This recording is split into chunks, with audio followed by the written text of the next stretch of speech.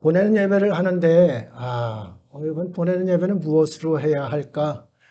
생각을 쭉 하다가 오늘 본문을 택했는데, 본문을 택하면서 읽는 과정에 황영조 선수 생각이 나는 거예요. 보내는 예배, 이 황영조 선수가 생각난다? 왜 나는가? 여러분들 뭐 연세 드신 분들 조금 아실 거예요. 황영조 선수가 몬트리올 몬주익 경기장에 들어오면서 결승선을 골이 나면서 몇 발짝 못 가서 쓰러졌어요. 그러니까 자신의 모든 진액을 다 쏟아부어서 달린 거죠. 그렇기 때문에 그에게 금메달이라는 그런 면류관이, 그것도 마라톤 선수에게만 주어지는 월계관을 이제 쓰게 된 것이죠. 우리가 인생을 살면서 그렇게 살아야 되겠다. 저도 목회하면서 그런 자세로 살아야 되겠다. 1년 동안 하다가 1년 마지막 날에 쓰러지더라도 그렇게 해야 되겠다. 이런 다짐을 하고 이렇게 이제 목회를 하고 있었습니다. 그런데 목회하다 보니까 또 이것이 그게 맞지를 않잖아요. 사람이 참 연약해요. 그래가지고 몇 번씩 또 변개했다가 실망했다가 낙심했다가 다시 또 다잡았다가 이렇게 하면서 이제 한 해를 보내게 되고, 그러다 보니까 이 다짐과는 다르게 연말이 되면은 마음이 영 허전하고 아쉽고 이제 그런 것이죠. 다짐했던 마음을 이루지 못하고 그대로 살지 못했다는 그러한 것 때문에 이게 마음이 늘 이제 연말이 되면은 이렇게 허전하고 센치해지고 이런 모습이 되는 것이다. 이런 생각을 합니다. 여러분도 1년 동안 사시느라고 정말 버텨내시느라고 참 고생 많으셨습니다. 얼마나 인생이 살기가 어렵습니까? 녹록지 않잖아요. 좋은 일만 있는 것도 아니고 나쁜 일들이 더 많은 것 같은 그러한 세상을 우리가 살고 있습니다.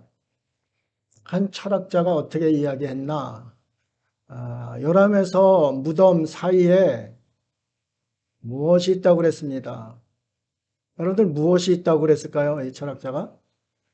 요람, 내가 태어나면서부터 무덤에 들어갈 때까지 그 사이에 있는 것이 있어요. 그것이 무엇일까요? 예? 한번 말씀을 해보세요. 뭐 생각나는 대로. 예? 무엇이 분명히 있긴 있는데 내가 살아오면서 무엇이 있었을까 한번 생각해 보세요. 뭐 수없이 뭐 많이 있다 해도 이 철학자는 한마디로 이야기를 했습니다. 고통이 있었다. 고통이 있었다. 아주 마음에 절절히 와닿습니다. 그런데 성경도 또 그렇게 말씀을 합니다. 인생 강건해야 인생 70이요 강건해야 80이고 그 다음에 그 외에는 수고와 슬픔뿐이다. 인생의 자랑은 수고와 슬픔뿐이다.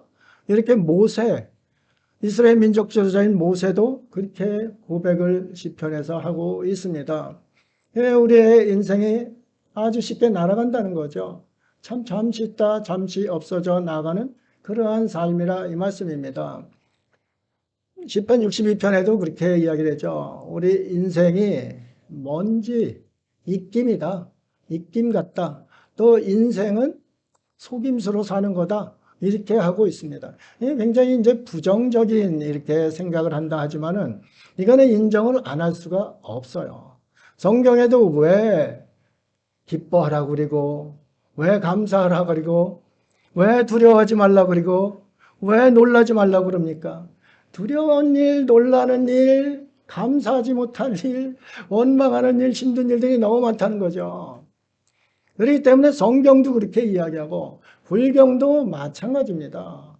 반야신경 같은 데 보면은 공죽, 시공 뭐 이렇게 해가지고 이 세상이 있는 것도 아니고 없는 것도 아니니까 그거에 집착해서 고생하지 말아라. 그거 고민하지 말아라. 그렇게 이야기를 합니다. 그러면 왜 그렇게 이야기를 하는가? 고민하기 때문에 그래요. 인생이 이거 참 힘들구나. 이걸 어떻게 헤쳐나갈 것인가? 이러기 때문에 거기에서 그렇게 이야기를 하고 있습니다. 그런데 성경이 그렇게 놀라지 말고 두려워하지 말고 이렇게 하면서 하나님 말씀대로 말씀 잘 듣고 말씀대로 잘 살아라.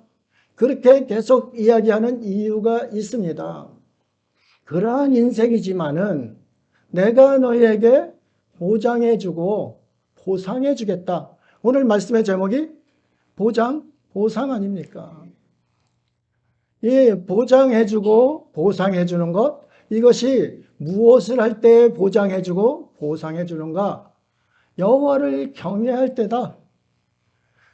여러분이 말씀 공부하잖아요. 말씀 공부 왜 합니까? 예? 말씀 공부 그냥 지식을 채우려고 합니까? 아니면 하나님께 잘 보이려고? 아니면 교회에서 내 지식 자랑하려고? 그렇게 성경 공부를 합니까? 아니잖아요. 성경 공부하는 목적이 명확히 나와 있습니다. 그 목적이 뭐라고요? 예? 지금 얘기했잖아요. 그쪽 얘기했잖아요. 예? 여호와를 경외하라. 여호와 경외함을 가르치기 위해서 성경 공부를 하고 성경을 우리가 보는 거예요. 여러분이 기도하는 것도 여호와 경외함을 알게 하기 위해서 하나님과 교통하게 하는 거예요. 우리 성경 그 목표와 방향을 모르면은 이거 뭐 성경 읽는 게 100번, 1000번 읽어도 아무 소용 없습니다.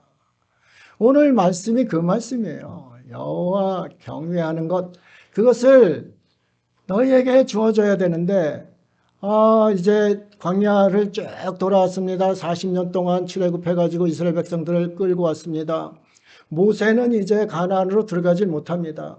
그러면 모세가 모세를 위해서 그랬을까요? 아니죠. 하나님의 명령을 받고 하나님의 그 명령을 전하는 그러한 종으로서 오늘 말씀을 하는 겁니다. 그러니까 이것이 하나님의 마음이 들어있는 말씀이라는 거죠. 하나님의 뜻이라는 거죠. 이 하나님의 뜻을 전하는 그 시간, 그 모습을 이제 보여주고 있는 거예요. 모압 평지에서 보면은 가나안이 쭉 보인다고 합니다. 참 제가 못 가봐서 안타깝긴 한데 모압 평지에서 이렇게 보면 가나안이 보인다고 그래요. 그럼 가나안이 어떤 땅인가? 하나님께서 주시는 젖과 꿀이 흐르는 복지라, 복된 땅이라 이렇게 말씀하고 있습니다. 그럼 복된 땅에 들어가면은 애굽에서 종살이하던 그 종의 모습으로 살면 안 된다는 거죠. 복된 땅에 들어가면 너는 주인으로 산다. 주인으로 사는데 하나님께서 주신 그것을 누리고 살려면 주인에 걸맞는 격이 있어야 된다. 그러려면은 하나님 말씀 그대로 잘 배우고 그대로 지켜서 행하면은 그러면 너희는 주인으로서 평강을 누리면서 산다. 이것을 백성들에게 이제 알려주는 거예요. 가나안 들어가기 전에 기성세대들은 다 죽었습니다. 20살 이하였던 그 백성들만 지금 남아서 그들이 자라서 자녀 낳고 그래가지고 모압 평지에 이렇게 모인 겁니다. 그러니까 이 다음 세대를 위해서도 이런 이 말씀을 하나님께서 전해야 되겠다. 모세에게 명령하여 이 일을 백성들에게 전하는 그 모습이 오늘 본문의 모습입니다. 이것을 보면서 우리 참좋은교회도 지금까지 쭉 인도해 주셨고 김포에서 12년을 쫙 인도해 주셨는데 그게 이스라엘 백성의 광야길을 쭉 이제 온 거라 생각합니다. 훈련받고 교육받고 이렇게 왔습니다. 그런데 훈련과 교육의 목적이 무엇인지를 우리가 알지 못하면은 2026년에 들어와서 방황하게 됩니다. 이스라엘 백성들 그 얼마나 고생하고 수많은 사람들이 죽고 그런 광야 40년을 지내왔습니까? 그렇게 지내온 것이 헛수고로 돌아갈 수도 있는 것이 오늘 본문을 지키지 않으면 헛수고라는 얘기죠. 마라톤 뛰는데 바로 문 앞에서 넘어지는 사람들 얼마나 많이 있습니까? 이게 정말 문제가 되는 거죠. 그런데 이 목표 정확히 알고 뛰는 사람은 넘어가게 돼 있습니다. 또 하나님께서 그를 붙잡아 주시게 됩니다. 그럼 붙잡아 주실 때 넘어가서 면류관 받고 이렇게 살아야지.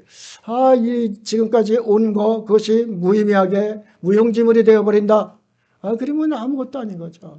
우리의 신앙생활이 참 그렇습니다. 나중된 자가 먼저 되는 그러한 일이 있다고 예수님도 말씀하셨습니다.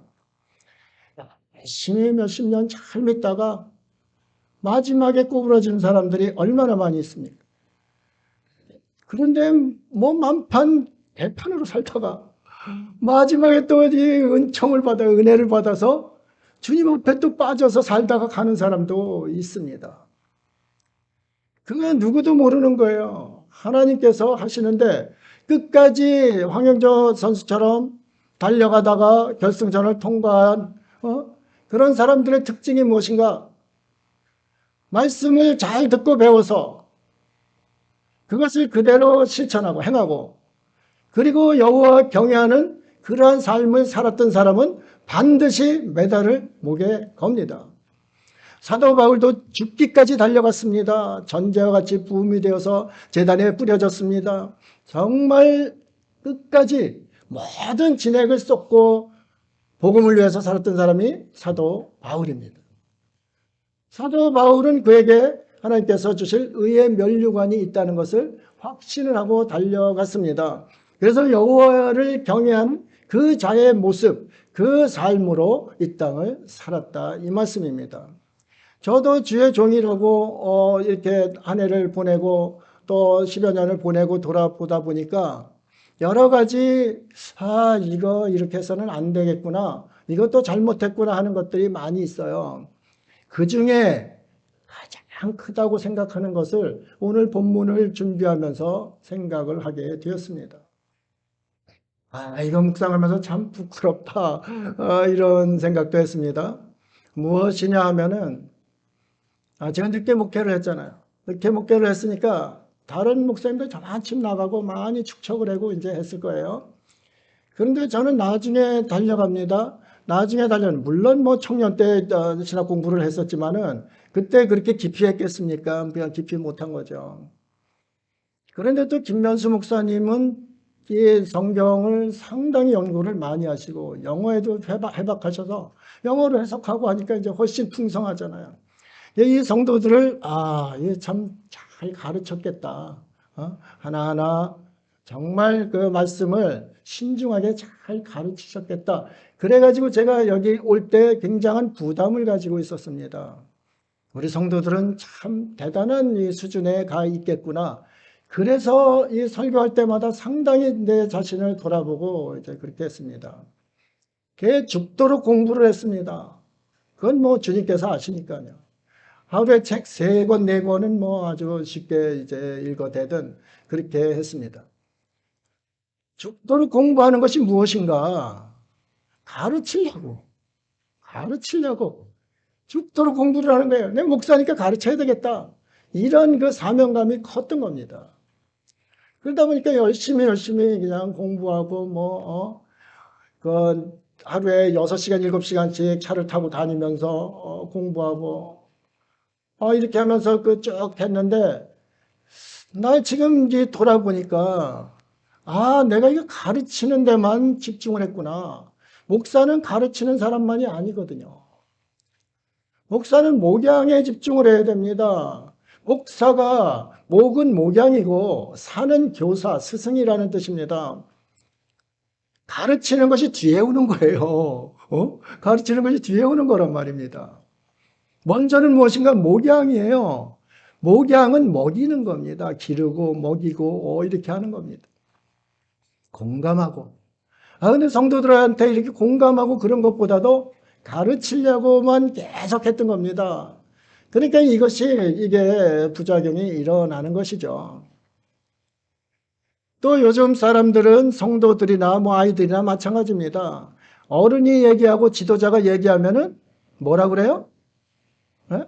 뭐라 그래요? 어른들이 얘기하는 말을 뭐 같다고 그래요? 꼰대 같다고 그러잖아요. 꼰대 같다는 것은 잔소리라는 얘기입니다. 안 듣는다는 얘기죠. 제가 열심히 공부해서 여러분에게 그렇게 가르쳤지만은 여러분이 안 들을 수 있다는 거죠. 무엇 때문에? 꼰대를 여길 수 있는 시대라 이 말씀입니다. 저건 뭐 저만 잘났다고 계속 가르치기만 하고 모범은 보이지 못하고 이게 무슨 저 꼰대 아닌가 이런 생각을 하는 겁니다. 그런데 받는 분들도 잘해야 되는 거죠. 꼰대의 말로 들을 것인가? 강단에서 선포되는 말씀을 하나님의 말씀으로 들을 것인가? 이 두 가지에서 갈림길이 생기는 겁니다. 하나님 말씀으로 강단에서 내려오는 말씀을 들었다. 사람을 보지 말고 강단에서 내려오는 말씀을 들었다. 그러면은 하나님의 말씀의 열매가 여러분들에게 맺힐 것입니다. 그런데 강단에서 내려오는 것도 이능순 목사 사람 개인의 말로 들었다. 아, 꼰대 소리다. 그러면은 꼰대의 열매를 맺히게 됩니다. 여러분은 어느 길로 가셨는지 여러분 자신이 잘 아실 겁니다. 정말 하나님의 말씀이면은 바리새인들의 말, 저들의 행위는 본받지 말고 저들의 전하는 말은 들으라고 예수님도 그렇게 말씀하셨습니다. 그렇기 때문에 하나님 말씀을 우리가 받을 때 참 잘 받아야 된다. 이것도 이제 깨닫게 되고, 저 자신도 이거 목사가 목양에 치중을 해야 되는데 목양보다도 가르치는 데만 치중을 했구나. 이런 후회가 너무 많이 오는 거예요. 5년 전만 해도 그렇게 깨달았다 하면은 5년 후엔 다르게 했을 겁니다. 목양과 교사가 이게 한 균형을 이뤄가지고 나왔으면은 우리 교회가 또 더 달라졌을 것입니다. 그런데 그런 것이 되지를 않았다고 저는 자평을 하고 있고 회개를 하고 있는 가운데 있습니다. 오늘 말씀은 그래서 이스라엘 백성들 그 광야 동안 얼마나 훈련받고 매도 맞고 수없이 고통을 받았지만은 그 고통 가운데에서 정말 하나님 말씀을 얼마나 따르고 지켰는가? 모세가 보니까 아니거든요. 이건 뭐 아무리 하나님 말씀을 전하고 불기둥 구름기둥으로 인도하는 거 다 보여주고 수많은 이적들을 보고 만나 내려주고 별것을 다 보았는데도 하나님 말씀을 부정하고 뒤로 돌아서는 겁니다. 모세가 전하는 하나님의 말씀을 꼰대 말로 들은 이스라엘 백성들, 그들을 이거 어떻게 할 것인가? 하나님께서 이제 가나안 묵지를 열어주셨는데 그 땅을 주시고자 이 사랑하는 백성들 택해서 출애굽해서 인도해 주셨는데 아이들이 가서 또 그러면은 그거 아무 소용이 없는 것이구나. 이래 가지고 마지막 설교로 모세에게 이것을 하게 한 것입니다. 그래서 이것은 권면이 아니라 명령입니다. 7년이면은 6년 동안 농사를 짓고 7년째는 휴식 하는 그러한 안식년입니다. 여러분들도 잘 아시죠? 그 안식년, 면제년, 안식년을 면제년이라고 여기 표현을 한 거예요. 그 면제년에 초막절, 이스라엘의 대명절입니다. 거두는 이제 마무리 거두는 단계에 있는 그 모습. 가나안을 이제 얻을 수 있는 40년 동안 그 숱한 고생하고 400년 동안 애굽에서 종살이하던 그 백성들이 이제 자신의 자유를 얻으면서 자신의 땅 하나님께서 주신 그 땅으로 들어가는 그 결실을 하는 그러한 과정입니다. 그런데 결실이 생기는데도 그것을 따먹지 못하면 안 되는 거잖아요. 자신들이 농사진 거 하나도 못 먹는다. 이게 말이 됩니까? 그러니까 하나님께서는 사랑의 말씀을 아주 피를 토하는 심정으로 오늘 본문으로 주신 거예요. 이스라엘 백성들에게 주신 거예요. 이것을 알고 우리가 말씀을 들어가면은 우리도 이제 2026년에 이스라엘 백성들이 전혀 경험해 보지 못한 가나안 땅의 삶, 우리도 2026년의 삶은 누구도 밟아보지 않았습니다. 그 삶 가운데 우리는 어떻게 살아가야 될 것인가? 이것을 다시 깨닫고 점검하고 그런 시간이 되어야 합니다. 그러지 않으면 지금까지 광야 생활 똑같이 하나님께 매맞고 훈련받고 반역하고 또 훈련받고 매맞고 반역하고 이런 것이 무용지물이 되는 그러한 상황에 처하게 됩니다. 참 좋은 교회 참으로 귀한 이러한 계기가 아닌가, 또 갈림길이 아닌가, 이래서 오늘 본문을 우리 주님께서 주셨다 이렇게 믿고 있습니다. 우리 말씀을 한번 들어가 보도록 하겠습니다. 신명기 10장 12절에 우리에게 요구하시는 하나님의 뜻이 두 가지가 나옵니다. 이게 어려운 것도 아니고 힘든 것도 아니라고 성경에 눈이 이제 강조를 하는데 또 어떤 사람에게는 너무 힘들고 어렵습니다. 그렇잖아요? 여러분은 어려운지 아닌지 한번 말씀을 통해서 보시기 바랍니다. 신명기 10장 12절입니다. 이스라엘아 내 하나님 여호와께서 내게 요구하시는 것이 무엇이냐? 곧 내 하나님 여호와를 뭐 하고요? 경외하고 그의 모든 도를 행하고. 여호와 하나님을 두렵게 여기는 사람들은 행하지 않을 수가 없어요. 여호와 하나님이 두려운데 어떻게 행하질 않아요. 그러니까 이건 한 짝입니다. 여호와 하나님을 경외하여 그의 모든 도를 행하고 그를 어떻게 하라고요? 사랑하며 마음을 다하고 뜻을 다하여 내 하나님을 여호와를 섬기고 그를 사랑한다면 섬깁니다. 여러분 연애해 보신 분들 아시잖아요. 상대가 사랑스러우면은 종이 되는 겁니다. 잘 섬기려고 하잖아요. 반지 껴주고 목도리 해주고 뭐 다 하잖아요. 있는 것 없는 거 다 빼서 다 주잖아요. 하나님을 사랑하는 그러한 사람은 하나님을 마음을 다하고 힘을 다하고 뜻을 다하고 다 해서 하나님을 사랑하게 됩니다. 그래서 이스라엘 택한 백성들에게 내려준 쉐마라는 말씀이 바로 하나님 사랑하라는 말씀입니다. 하나님 사랑하려면은 하나님을 알아야 되는 거죠. 하나님을 알려면은 말씀을 보아야 합니다. 말씀을 보면은 말씀 속에 무엇이 있는가? 말씀 여러분 아무리 보세요. 엑기스 짜고 짜보세요. 하나님 사랑하고 이웃사랑 나오고 그 다음에 나오는 것 말씀의 아주 목표 여호와 경외하라는 겁니다. 하나님 두려운 줄 알고 살라는 거예요. 그 두려움은 어떤 두려움인가? 극존경의 두려움, 전능자 앞에 섰는 두려움, 주인 앞에 선 종의 두려움, 이런 걸 가지고 주님을 섬기라는 그런 뜻입니다. 그런데 우리가 하나님 말씀 아주 쉽게 여기잖아요. 하나님께서 뭐 그러셨어? 그랬나? 뭐 이렇게 하든지 아니면 그게 말이 돼? 이런 사람도 있고 그렇잖아요. 그러니까 이런 것을 잘 판단을 해 보아야 합니다. 내 신앙은 좀 어떤 것인가? 내가 정말 여호와를 경외하는 하나님이 두려운 줄 알고 사는 사람인가? 하나님이 두려운 줄 아는데 기어 축제가 광화문 한복판에서 벌어질 수 있을까요? 하나님께서 그토록 그것을 죄라고 하고 죽일 죄라고 하고 이렇게 명령을 하시는데도 그거 할 수 있을까요? 못하는 거죠. 세상 사람들은 못한다 해도 왜 크리스찬들은 못합니까? 그렇잖아요. 내가 하나님을 온전히 섬기는 것이 아니라 이 말씀입니다. 우리가 지금까지 돌아왔던 모든 그 삶이 뭐 기도 많이 하시는 분도 있고 행함 많은 분도 있고 뭐 교회 봉사 많이 하시는 분도 있고 여러 가지 있을 겁니다. 그런데 그 중심에 무엇이 있어야 되는가? 여호와 경외하는 마음이 있어야 되는 것이죠. 그래 성경을 본 사람입니다. 성경의 목표가 가르치는 목표가 여호와 경외하는 사람을 만들려고 하는 것인데 아니 그 여호와 경외함이 없이 하는 것은 이게 아무것도 아닌 거예요, 사실. 또 하나님을 사랑하는 마음으로 섬기는가? 내가 진정으로 하나님을 사랑해서 섬기는가?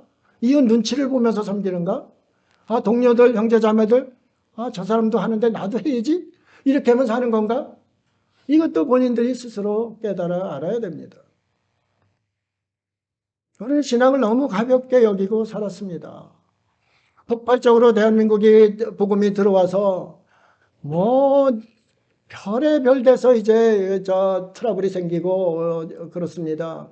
그게 왜 그렇습니까? 하나님을 모르는 거예요. 성경을 보더라도 모르고 또 안 보면 더 모르고 그렇잖아요. 그래서 오늘 초막절 면제년 7년씩 돌아오는 그때 모든 사람들을 모아서 말씀을 가르치라는 거예요. 이 율법의 말씀을 가르치라. 율법의 말씀이 뭔가? 하나님께서 백성들에게 주신 말씀이에요. 그 말씀을 가르치라는 거죠. 그러면 그들이 듣고 배우고 그대로 행해서 하나님께서 원하시는 삶을 살아라 그렇게 이야기를 하는 거예요. 그런데 이스라엘 백성들이 이 말씀을 안 들었습니다. 신명기 시대에 그렇게 가나안 들어갈 때도 이야기하고 그랬는데 또 그 다음에 뭐 사사 시대 해가지고 여호수아 시대에 계속해서 하나님 말씀대로 살라고 끊임없이 선지자도 보내고 했습니다. 그런데도 안 들은 거예요. 하나님 말씀을 제대로 모른 거죠. 하나님을 모른 거라 이 말씀입니다. 여호와 경외함을 모르고 여호와 하나님 사랑하는 것을 몰랐다 이 말씀입니다. 그러다 보니까 수많은 고통과 바벨론 포로까지 가서 이스라엘은 말할 수 없는 고통을 당했습니다. 만나기서부터 예수님 오시기까지 어떤 고통을 당했는지 성경 공부해서 다 했었지 않습니까? 아니 북방왕이 오르락 내리면서 150년 동안 이스라엘 조그만 나라를 반 죽여놨습니다. 그러니까 뭐 계속 이스라엘 사람들은 또 경제관념이 강하잖아요. 그 사람들한테 하나를 뺏기지 않으려고 밭에다가 보물도 보아들을 섬겼어요. 예수님 시대에 밭을 갈다 보니까 보물이 밭에서 나오는 거예요. 그거 발견하면 너의 모든 것을 팔아서 그거 사라고 그렇게 이야기하지 않습니까? 그게 바로 유대인들이 고통당했던 그 흔적입니다. 눈물의 흔적입니다. 이놈들이 왔다. 북방왕은 내려왔다가 남쪽 치면서 애굽 치러 갔다가 가서 다 뺏어가고, 또 남방왕 애굽은 북방을 치러 갔다가 또 가면서 다 뺏어오고 오면서 또 뺏어오고, 이것이 얼마나 150년을 수없이 많은 어려움 가운데 이스라엘이 그렇게 살았던 것이죠. 왜? 오늘 답을 주시잖아요. 여호와 하나님 두려워할지 모르는 거죠. 여호와 하나님 경외하라고 말씀을, 율법의 말씀을 그렇게 줬는데 여호와 하나님 두려워할지 모르는 거죠. 여러분, 하나님 사랑의 하나님만 자꾸 따지는데 하나님은 사랑 덩어리예요. 그러나 하나님은 두려운 존재입니다.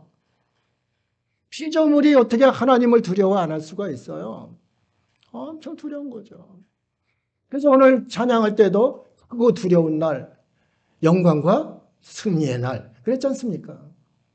누구에게는 크고 두려운 날이 되고 누구에게는 영광과 승리의 날이 되는데, 이 땅에 살 때 크고 두려운 존재, 그분 앞에 경외감을 가지고 살았던 사람은 영광과 승리의 날을 맞게 됩니다. 그렇지만 그렇지 않은 사람들은 크고 두려운 날 거기에 빠져가게 되는 것이죠. 성경이 두껍다고 해도 결론은 그겁니다.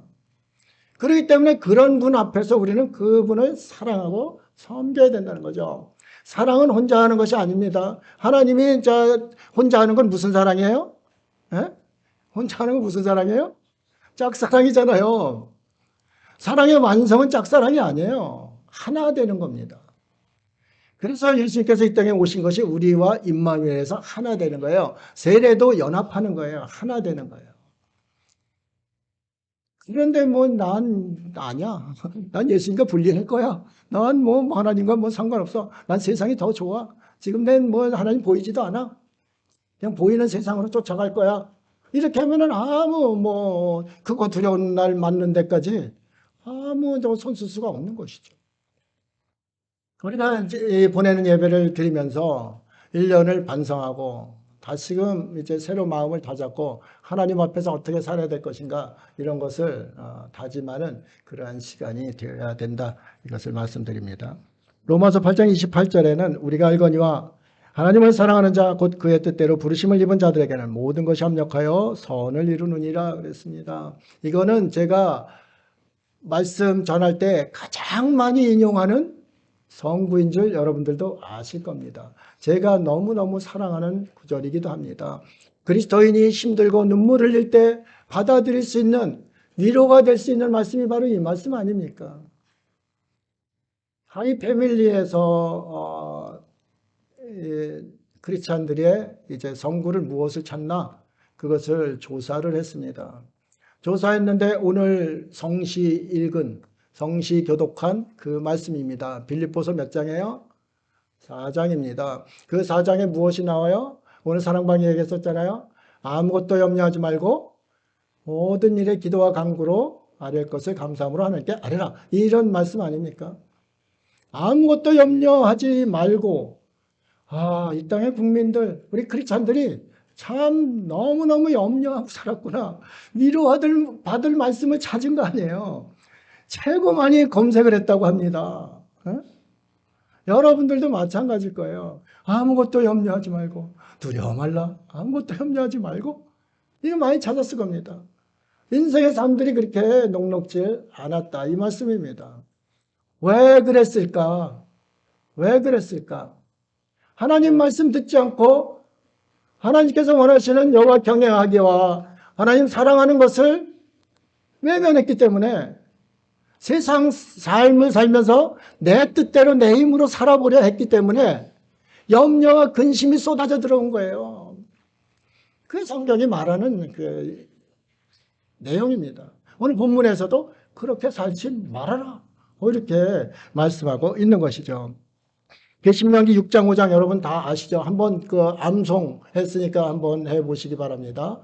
암송, 신명기 6장 5절 시작. 네? 이스라엘아 아니고 6장 5절.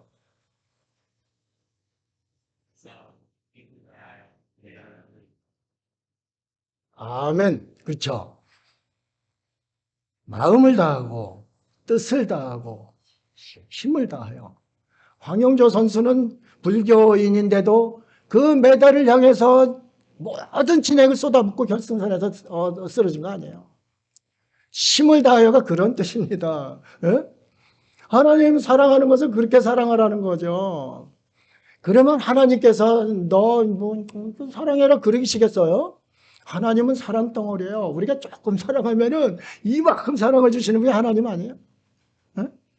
합력해 선을 이룬다는 게 뭐예요? 우리가 잘못하고 잘못된 길로 하나님 뜻대로 가지 않는데 결국 돌아보면은 하나님께서 인도해 주셔서 선을 이룬 좋게 결과를 만들어 주셨다. 그 이야기 아닙니까? 하나님 그런 분인데 하나님을 마음을 다하고 뜻을 다하고 힘을 다하여 사랑하고 섬길 때 하나님께서는 우리에게 어떻게 주실 건가? 생각만 해도 못하지 않아요? 생각만 해도 못한 거죠. 그래서 이 땅을 살아갈 힘이, 그리스도인의 힘이 바로 이 사랑이에요. 이거 하나님 사랑하는 그 힘이 하나님께서 우리를 사랑하시기 때문에 그렇다 이 말씀이에요. 이게 누구에게 그 말씀을 가르치려나 12절에 말씀합니다. 이쪽 뭐 9절에는 제사장 장로들에게 지도급에게 이제 이야기를 한 겁니다. 그러면 지도급이 먼저 깨닫고 하나님을 잘 알고 그리고 나서 백성들에게 이렇게 가르치라 이것을 이야기하고 있는 거예요. 12절입니다. 곧 백성의 남녀와 어린이와 내 성읍에 거류하는 타국인을 모으고 그들에게 듣고 배우고 내 하나님 여호와를 경외하며 이 율법의 모든 말씀을 지켜 행하게 하고 그랬어요. 여기 보면은 백성의 남녀 따지지 말라. 그 다음에 어린이 아이들에게도 계속 가르치라는 거예요. 말씀을 전하고. 정한이도 이번에 세마 외니까 줄줄줄줄 외요. 토시 어른이 틀리면 그거 잡아내요. 다 합니다. 다 할 수 있습니다. 아이들한테 계속하면 다 할 수 있어요. 이거 가르치라는 거예요. 더군다나 7년에 한 번 가르치려는데 이스라엘 백성은 그거 안 했어요. 우리는 그러면 뭐 매일 가르쳐 보세요. 이러면 하나님 사랑 이스라엘 백성은 더 받는 거 아니에요. 그렇잖아요. 우리도 택한 이스라엘 백성들이기 때문에 그렇습니다. 내 성읍 안에 거류하는 타국인, 우리나라 외국인들 많이 들어와 있잖아요. 그 타국인들에게도 가르치라는 거예요. 왜? 너무 귀하고 사람의 본분인 말씀이기 때문에 가르치라는 거예요. 사랑의 편지, 러브레터이기 때문에 가르치라는 거예요. 그런데 내 자녀에게 안 가르친다고요? 세마요 읽을 때 어떻게 했어요? 내 자녀에게 어떻게 가르치라고 그랬어요? 부지런히 가르치라고 그랬잖아요. 부지런히 가르쳐야 되는 거죠. 부지런히 가르쳐서 정말 하나님 사랑 안에 들게 하면은 그 자녀는 평안 가운데 이 땅을 정말 행복하게 살 수 있는 그런 자녀가 되는 것이죠.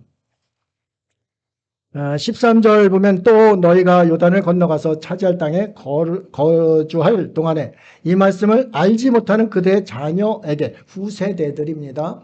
지금 말씀 듣지 않은 그 다음 세대에게까지 듣고 내 하나님 여호와 경외하기를 배우게 할지니라. 그러면 말씀을 배우는 이유가 뭐라고요? 지금까지 계속 얘기했잖아요. 여호와 경외함입니다. 이것은 여러분 이마에 팍 박혀 있어야 돼요. 내가 말씀을 볼 때도 여호와 경외하는 것을 배우려고 이렇게 하는구나. 뭐 말씀 많이 하면 뭡니까? 목표를 모르고 표적을 모르면 아무 소용이 없는 거죠. 자기 교만만 쌓이는 거예요. 머리만 무거워서 가분수가 돼서 신앙생활 할 수밖에 없는 거예요. 표적이 있으면은 나의 들어온 지식이 표적으로 쏘아져 가는 거죠. 계속 쏘아져 갔기 때문에 난 비대해질 수가 없어요. 늘 받은 거 쏘니까 쏘아서 표적을 향해서 가니까요. 그렇죠. 예. 왜 여호와 경외하는 것을 배워야 하는가? 하나님께서 달콤하고 귀하고 보배로운 말씀을 우리에게 주십니다. 시편 103편 13절 14절입니다. 아버지가 자식을 긍휼히 여긴 같이 여호와는 자기를 경외하는 자를 긍휼히 여기시나니 이는 그가 우리의 체질을 아시며 우리가 단지 먼지뿐임을 기억하심이로다. 여기서 포인트가 뭐예요? 여호와 경외하는 자에게 어떻게 하신다고요? 아버지가 자식을 불쌍히 여긴 같이 그렇게 해주신다는 거예요. 여러분은 하나님의 긍휼을 입지 않으면 살 수가 없는 존재들이에요. 그렇잖아요.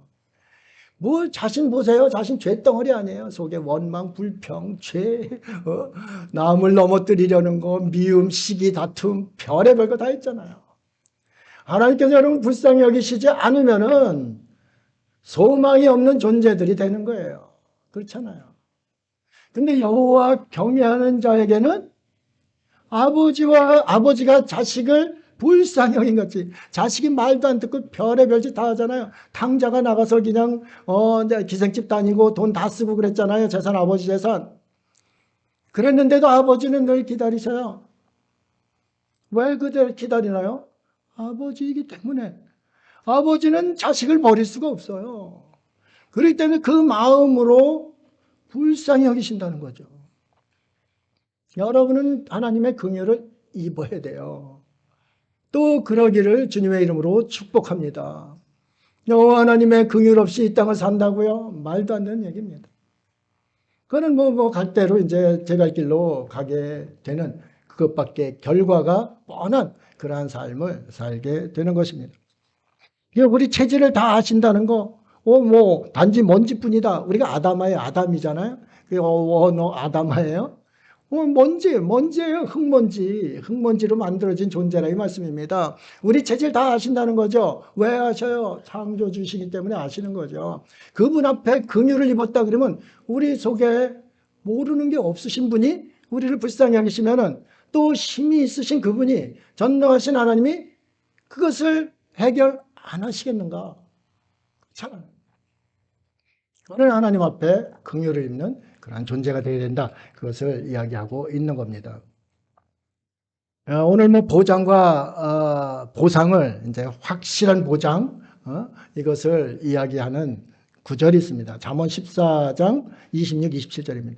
여호와를 경외하는 자에게는 견고한 의뢰가 있나니 그 자녀들에게 피난처가 있으리라. 여호와를 경외하는 것은 생명의 샘이니 사망의 그물에서 벗어나게 하느니라. 그렇죠. 자녀들에게 여호와를 경외하는 자에게는 자녀들에게도 피난처가 있다는 거예요. 지금 전쟁하는 나라 40몇 개국입니다. 여태까지 지구상에서 전쟁 많이 했던 게 2차 대전인가 3차 대전 그 당시에 30몇 국이라는데 지금 40국이 넘었습니다. 내전도 있고 별의별 전쟁들이 있습니다. 피난처가 없습니다. 그들이 외국으로 보따리 메고 간다고 해서 거기가 피난처가 될 것 같아요? 아니죠. 앞으로 불확실한 시대에 완전한 피난처는 여호와 하나님밖에 없습니다. 여호와 하나님을 경외하는 그의 자녀들에게 피난처를 제공하신다는 거예요. 사망의 그물에서 새가 달려가서 그물에 걸면 죽습니다.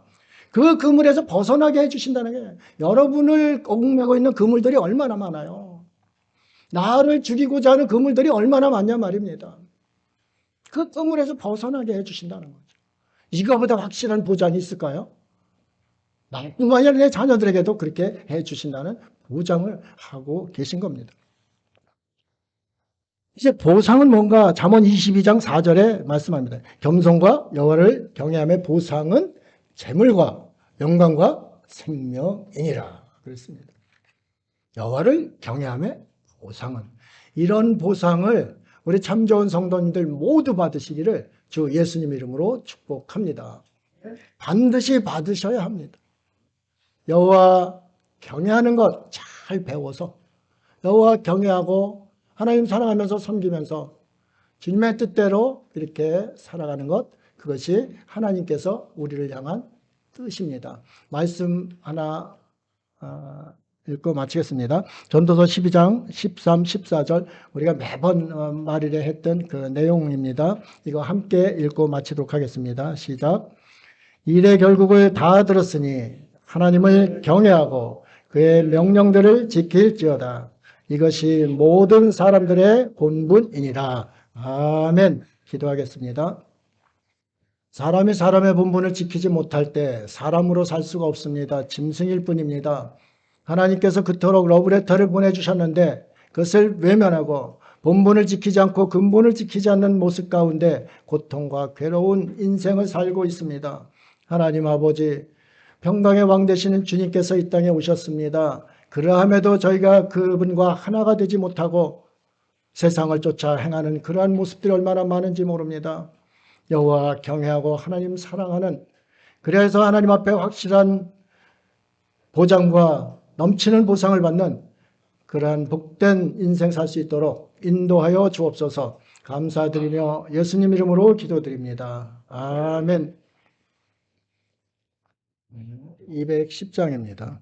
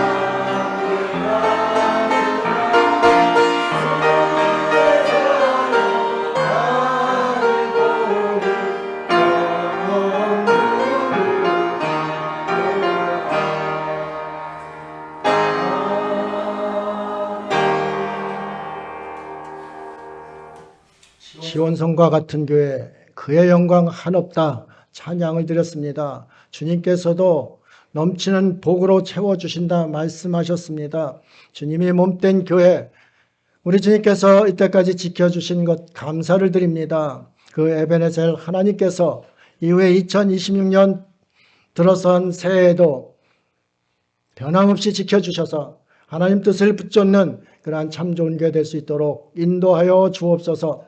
한 해 동안 사랑하는 성도들, 악한 세상, 험한 세상에 나아가서 일을 하고 또한 소득을 얻었습니다. 그것도 감사한데 하나님께 사랑하는 마음을 가지고 예물을 드리는 그 성도들이 있습니다. 저 손길들을 기억하시고 저 손길들이 궁핍지 않게 하시며 풍성하여서 나누고 베풀고도 부족함이 없는 그러한 인생 살아갈 수 있도록 인도하여 주옵소서. 하나님의 영광을 위하여 걸어가는 참 좋은 성도들, 우러나 좌로나 치우치지 아니하며 오로지 여호와 경외하고 하나님 섬기기를 죽기까지 충성을 다하며 섬기는 그러한 복된 성도들 될 수 있도록 인도하여 주옵소서. 예물이 쓰이는 곳마다 생명들이 살아나는 놀라운 역사가 임하게 하여 주옵소서. 감사드리며 예수님 이름으로 기도드립니다. 아멘.